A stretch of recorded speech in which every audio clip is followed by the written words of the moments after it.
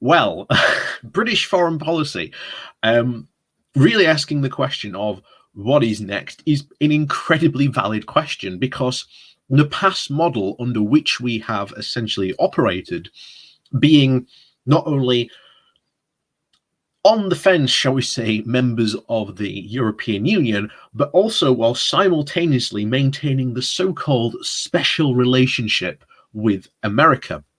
That has pretty much been the British foreign policy model, well, almost since the end of the Second World War. And now, with Brexit and the Afghanistan, we have literally just seen our entire foreign policy be completely plunged into crisis, like absolute dynamic crisis. There is not a single expert on foreign policy, especially British foreign policy, who is basically at this moment in time trying to scramble to predict what are the next moves Britain should be making next. And a lot of them predominantly are basically saying we need to re-engage with Europe and just ignore America for the time being. And the thing is, we've spent our current leadership has spent the last 6 years throwing everything they possibly can against our EU, not only our EU allies and membership. So there is it is not beyond the words to put that British foreign policy is really in crisis.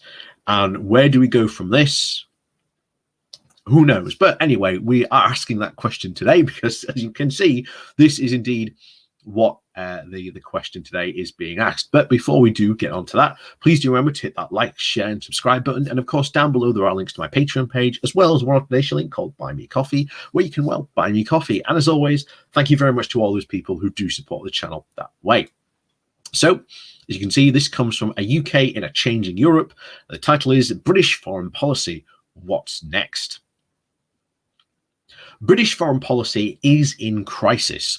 For decades, the UK nestled in the comfortable position of being a member of the largest economic grouping in the world, being the European Union, and of course, the closest ally of the world's strongest military power, being the United States. Those relationships have offered the UK influence far beyond its size, and their seeming to piecemeal led to a very much of a warning to a waning of the creative and strategic thinking about the UK's role in the world.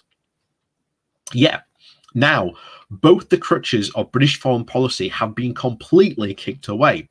The Brexit referendum in 2016 fractured the UK's relationship with the European Union and has a significant negative effect on the UK-EU trade. It has also severed the foreign policy and security ties that were useful for promoting British policy priorities, particularly on civilian matters. Meanwhile, the United States' decision to withdraw from Afghanistan without proper consultation with the UK exposed the vulnerability of depending on allies in a security and foreign policy manners. And the debate on Afghanistan on the 18th of August 2001, the former Prime Minister Theresa May lamented, "What does it say about us as a country if we are entirely dependent on a unilateral decision taken by the United States?" Tobias Elderwood, the chair of the Defence Select Committee, also asked whether the UK can actually lead or even participate in a coalition without the US. Where is our foreign policy determined, here or in Washington? Our government should have been more confident in themselves.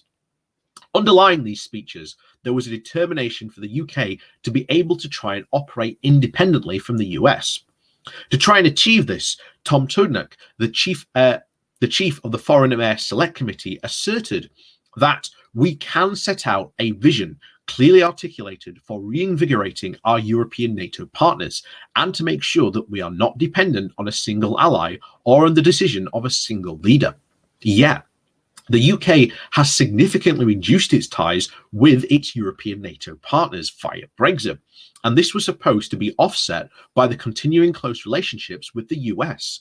And then also the recent Defence Command paper emphasised the interpretability of working with others in plain English over a strategic autonomy.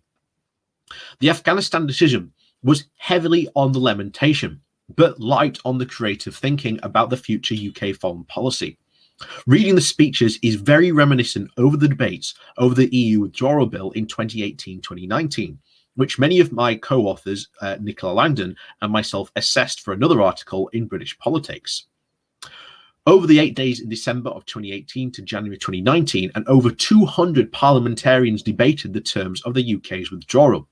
As with the Afghanistan debate, the backdrop was a major strategic shock. One was the ongoing on which MPs are currently seeking to try to process and psychologically manage a response.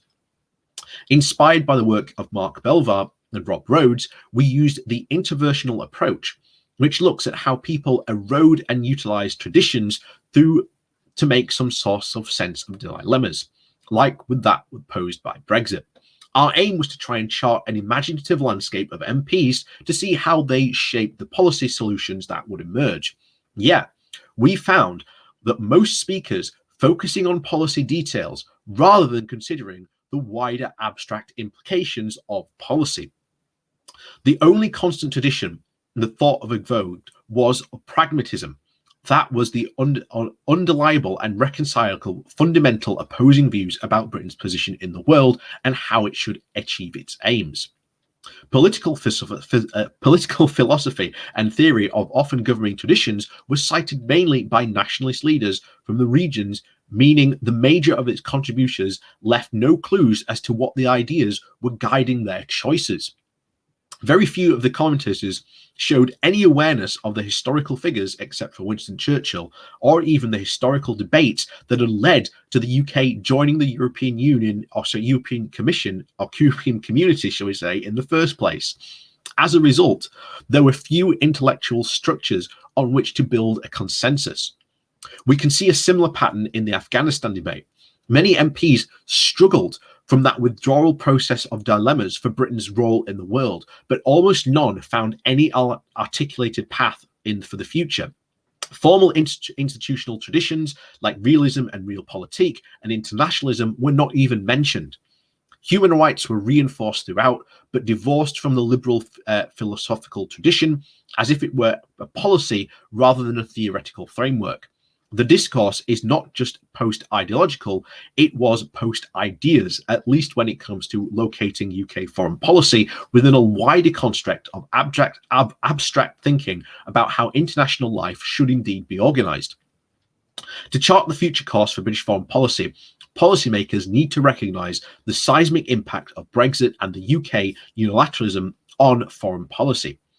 Pragmatism and technocratic policy recommendations will not be enough to manage the big questions of identity and governance that the Iraq War, Brexit, and the Afghanistan withdrawal have exposed.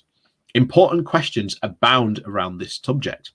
What kind of actor does the UK want to be in the world? What are its values and interests? And how should they be promoted? And who should Britain ally itself with? And what compromises are acceptable in the pursuit of trade or security?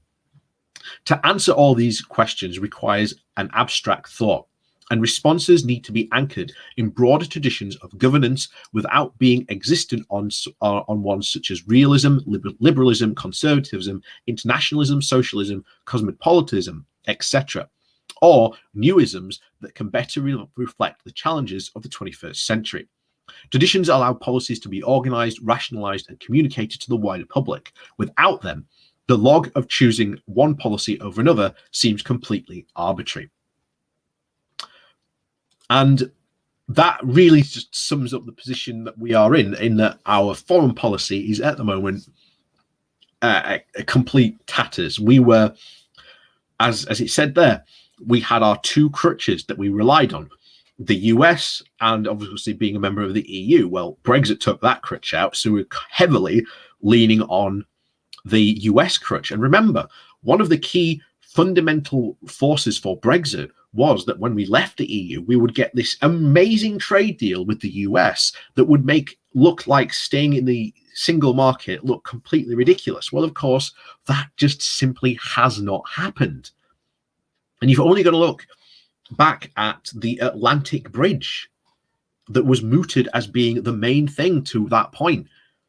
Hasn't exactly happened, hasn't worked out that way. And as a result, where do we go from here is the question where no one has yet stood up and been brave enough to say, no one knows the direction in which we're going.